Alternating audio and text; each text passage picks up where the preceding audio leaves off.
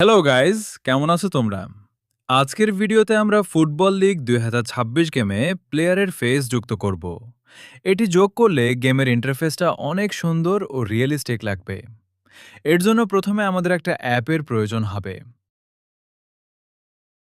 Play store open করে search বারে Villa browser লিখে সার্চ করতে হবে এবং স্ক্রিনে যে ব্রাউজারটি আসবে সেটা ইনস্টল করে নিতে হবে।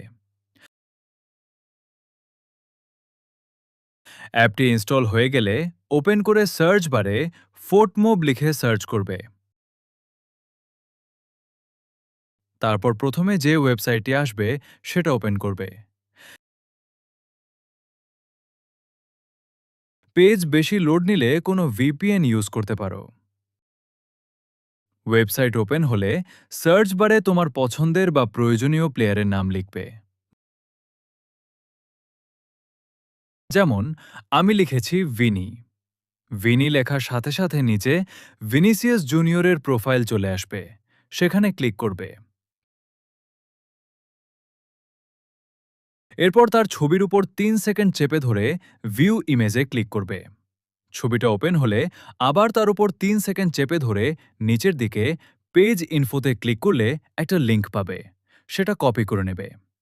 লিঙ্ক কপি করা হয়ে গেলে আমরা গেম ওপেন করে আমাদের পছন্দ মতো প্লেয়ার এডিট করব। আমার ভিনিসিয়াসকে লাগবে, তাই আমি রিয়াল ম্যাড্রিড টিম সিলেক্ট করেছি। তারপর বাম পাশে থাকা এডিট অপশনে ক্লিক করে কলম আইকনটিতে ক্লিক করব।